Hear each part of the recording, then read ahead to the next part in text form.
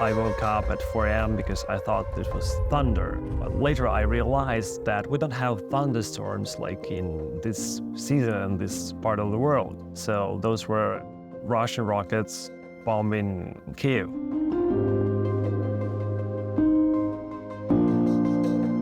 Everything like shrank in me. For a moment I couldn't breathe.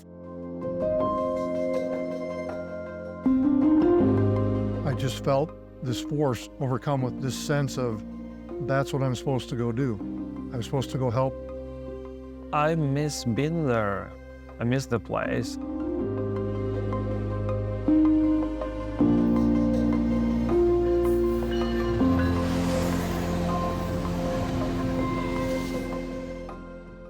My name is Dmytro, and I'm a Fulbright scholar from Ukraine, and I study advertising and public relations at Michigan State University. I have been dreaming to study in the United States since I was like 12 years old.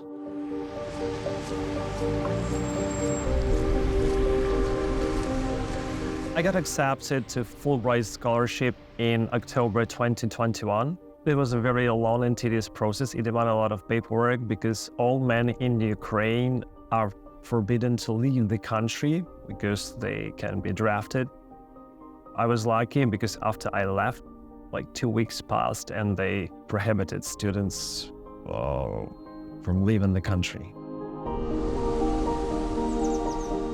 Basically, before the large-scale invasion, the feeling of war was kind of in the air.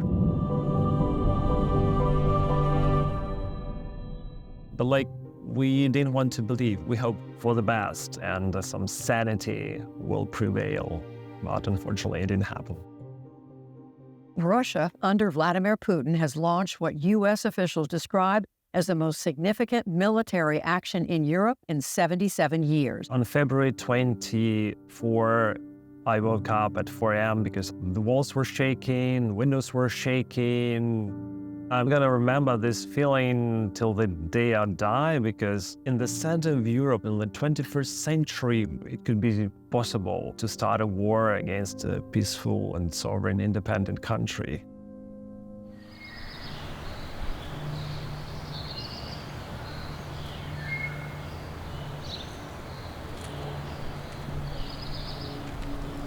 In Michigan, my life is still built around Ukraine because I'm always checking on my friends and family if they are all right. I used to wake up like 3-4 times during the night to check if they were okay because of the time difference. And I was afraid of loud noises. The reaction would be just like to fall in the ground to take cover. Some of my close friends were killed in action.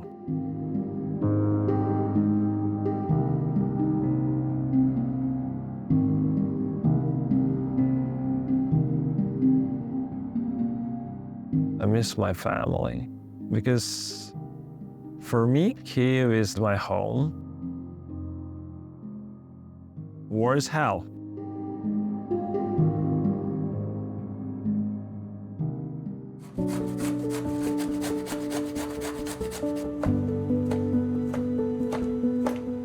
If you are having a roof over your head, if you're having food on your table, if bombs are not dropping down on your house, you are lucky, you're so lucky, you're happy. Just like cherish it, embrace this.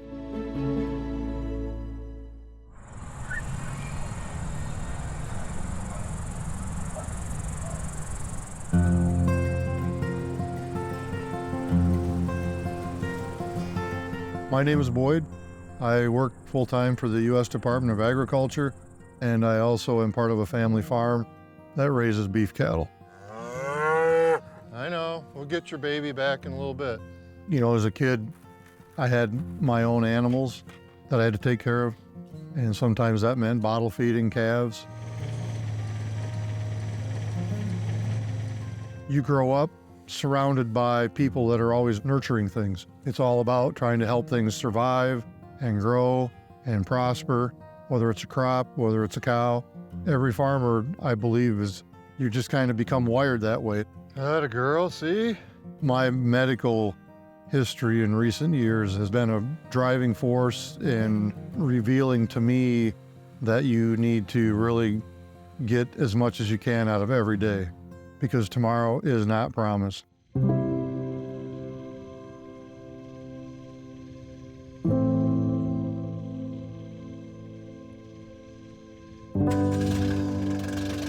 I became what the doctors termed was transfusion dependent.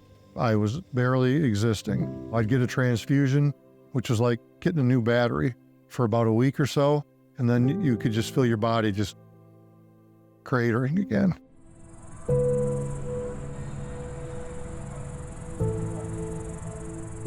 After Christmas of 2021, my blood count started to improve, and I kept improving. Doctors are kind of like throwing up their hands like, we don't know what's going on. We don't know why you're improving. I said, what's going on? She goes, if you're a man of faith, it must be your faith, because this makes no sense to us. And that led me to this next chapter of my life, which involved Ukraine.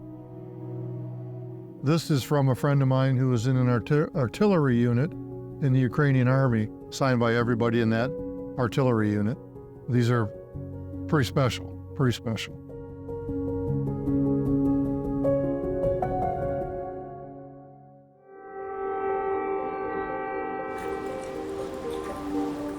So the day that I felt like I knew what I was supposed to do, I was sitting here in this room watching the news. It was about a week into the war in Ukraine.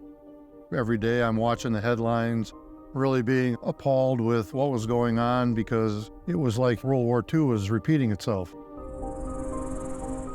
I just felt this force, this sense of, that's what I'm supposed to go do. And I immediately picked up my phone and I started calling people. I was on my computer, reaching out to anybody I could think of who might have a connection over there. I got connected with the refugee center in Krakow, Poland, who was looking for volunteers to come and help.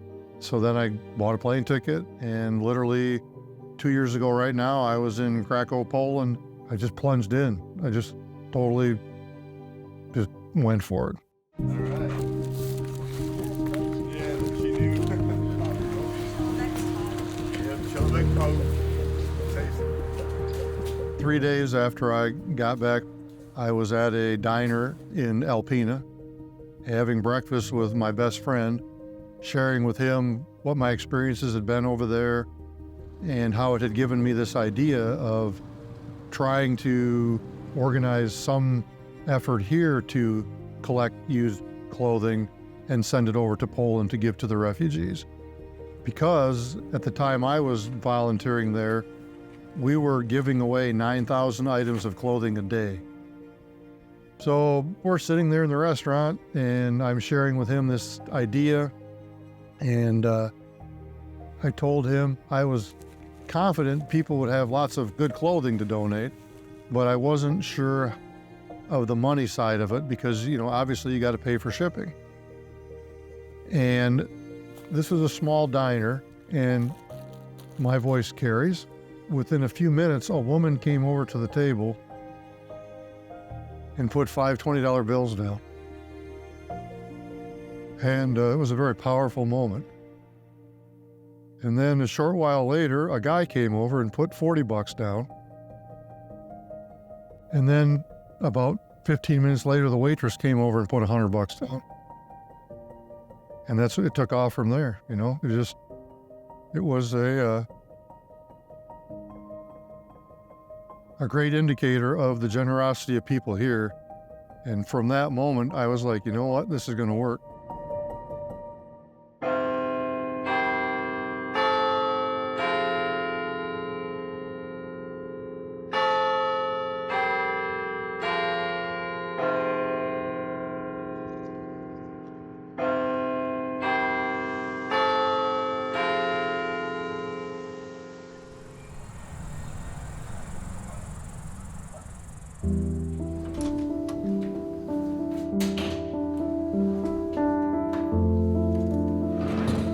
Today I'm having my commencement ceremony.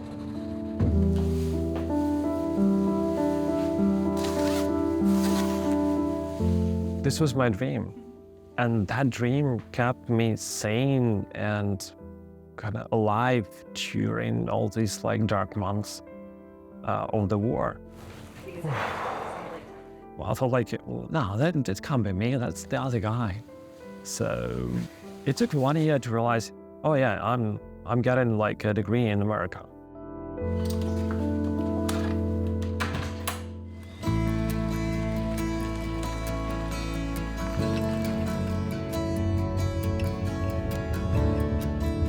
Right now, I get a little bit exhausted. I'm a bit excited, so obviously it's a melting pot of emotions. The first thing we learned about Michigan is like 2 seasons, like, you know, winter and construction. Okay, let's go grade it, huh? Let's go. Let's go, it's 8:50, come on. Have to get inside. Congratulations. Thank you. Hello. Sir, Yeah, that's me. there you go. Okay, so what do I do with this? You give that to your presenter when they give you your diploma, Okay. your fake diploma. You can hand that to the guy, he'll read your name. Okay, thank you, sir. I think that they're starting, so. Oh, okay. Yeah. Today, we recognize the scholarship and dedication of our graduate students. By authority of the state of Michigan, I confer upon you the degrees for which you have qualified with all the rights and distinctions to which they entitle you. As a symbol of your achievement, it is traditional to move the tassel from the right side of your cap to the left side, and you may do so at this time.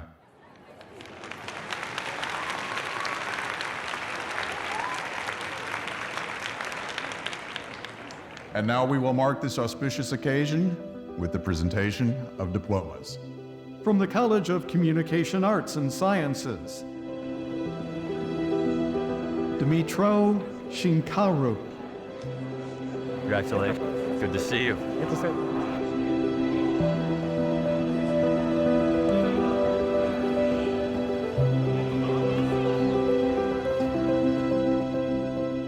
Members of the graduating class of 2024, this is my parting charge to you. Your experience here and your degrees equip you to make a difference for yourself and for others. I want to pass along some guidance from Frank Herbert. There is no real ending, it's just the place where you stop the story. This, then, is a milestone, but not the finish line in your journey. And I hope you remain connected to this special university as you join the ranks of 500,000 degreed Spartans, making the world a better place. Go green.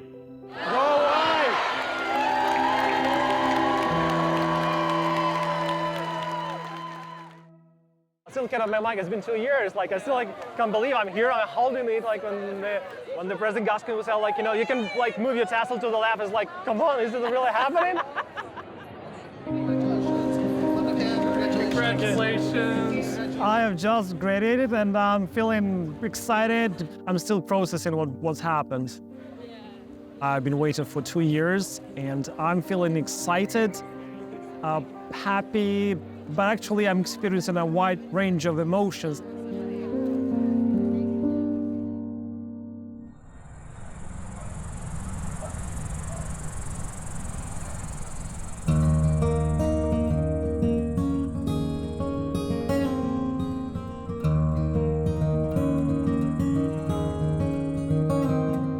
When I came back from the first trip, when we were at that diner, sitting there having breakfast, thinking about trying to start some kind of an effort, we came up with One Box for Ukraine. Here we are 2 years later, and we've been able to collect and send over 23,000 items of clothing.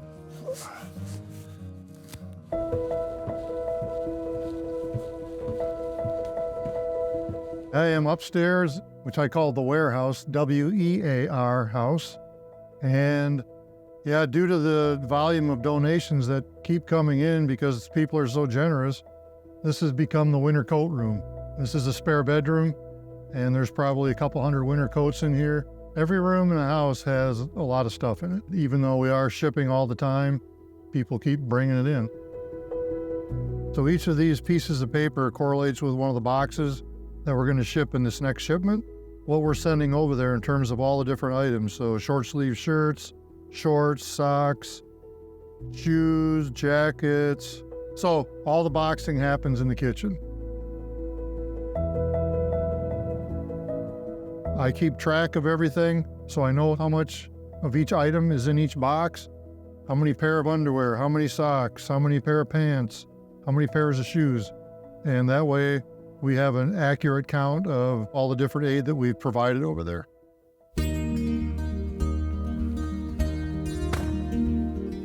Most of these towns in Northeast Michigan are 400 or 500 people, maybe 1,000 people. Then lots of people that live on farms out in the country. So it's, small town America. So many people have stepped forward and have wanted to help. So the next part of this journey for all of these boxes on their way to Ukraine is driving them from Northeast Michigan all the way down to Warren. It's about a 3.5-hour drive each way. So it's a 7-hour day just to get these boxes on the next leg of their journey. Do I consider myself patriotic? Absolutely. That's what I tell people, when any political discussion comes up. I say, all I know is I'm a patriot. From the principles this country was founded on, that's what I try to align with.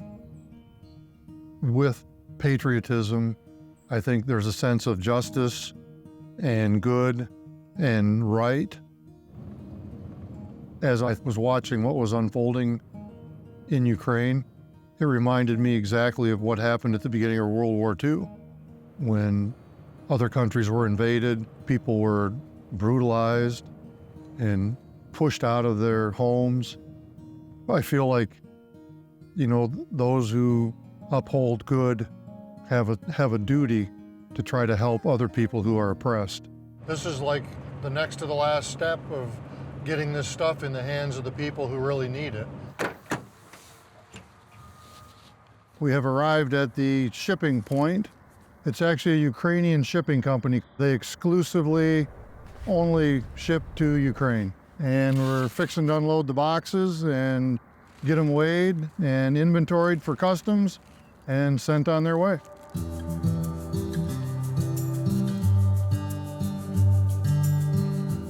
So Oleg, today we've got 6 of these big boxes for you to help me get on their way. Yes, boy. That's what he always says. Okay, Boyd. Hi, Boyd. Yes, Boyd. Don't worry about it, Boyd. I got it. He's like, just sit down and have coffee. I hear a lot of different people, my friends and other people will espouse certain things and have these opinions about Ukraine and what's going on over there. And a lot of times I want to say, so what is your source? Consider your source. So I would always encourage people, do your fact checking.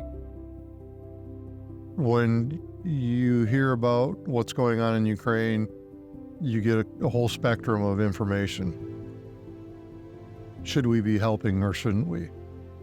And I have chose to operate that this is about people helping people. The first Christmas that I went there in 2022, one of the teachers there that I met, I came back here and her son was killed. He was part of a mortar unit and they got hit. And so I went back there in March and saw her again.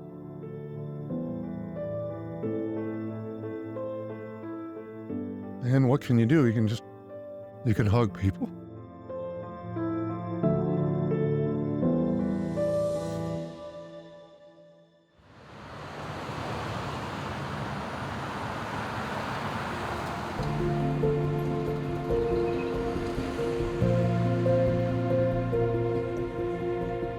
It's wonderful to be here in Grand Rapids. We want to have this conversation with you. So the Whistle Stop Tour is about what's going on in Ukraine. Nice to meet you, Heather. I'm so glad to meet you. Thank you for coming, and thank you for all the efforts that you do to support Ukraine. This is very important. So we come into communities and lift up what's happening. We help build solidarity, and we hope that when we leave here, we've given you something to think about. Can I just ask you, what are the conversations like with fellow students or community leaders? Are they expressing doubts to you about supporting Ukraine and why? We have different people, some people don't even know. So They don't even know. They don't even know. For example, some of my course mates were just amazed, when I was telling how about my logistics, of getting here. So what's happening back there? So and the doubts they have, I've been getting a lot of questions can Ukraine win this war?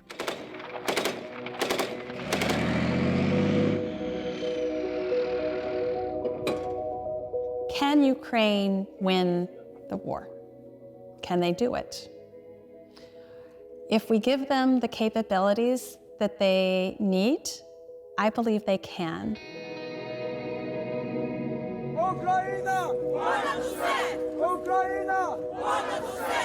Wow, my answer is if we unite our efforts, yes, 100%. If everyone unites, in Ukraine, in America, in all the free world, we can do this. But Ukraine needs that efforts, need that support, and you can do, you can make a difference, Let's think about the other flip of that question. What happens if Ukraine is not successful? What happens if the Russians break through their lines and continue to do that? Well, now we have a bigger cost. Now we have Iran and North Korea and China and Russia feeling very ascendant. And they're going to continue to press. The best thing we can do is have the Ukrainians stop this in Ukraine. Because if they can't, it's not going to look like 1938. It's going to look like 1939.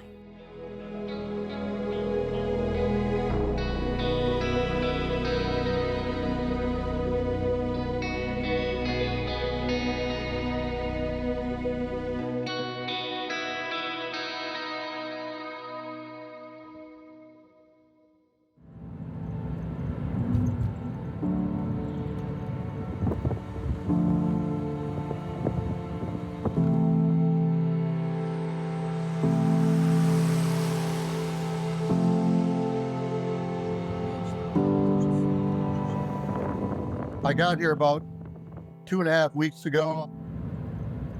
The first week we went to Volodymyr to a school for deaf children. And then the second week I went all the way to the front line. I probably shouldn't even be here now because of all the crap that happened when we were in Kazatsky. We were bombed and shelled. We had grenades dropped on us, on the house. It was freaking crazy. Today we were at a shelter for about 30 kids. And we were there at Christmas time. We went back today. And, we were talking about what these kids must feel like. Nobody comes to take them on a holiday or pick them up.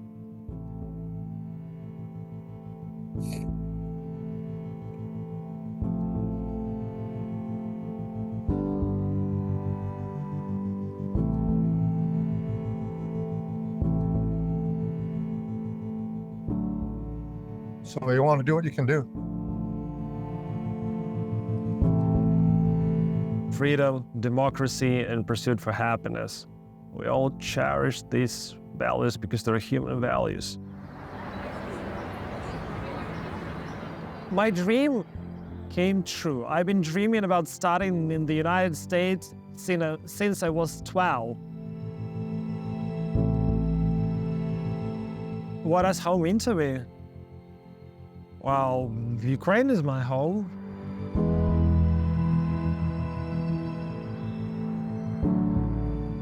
Michigan is my home far from home.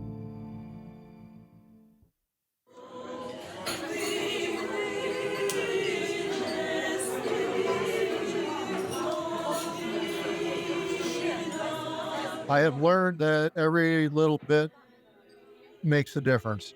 And it's that simple.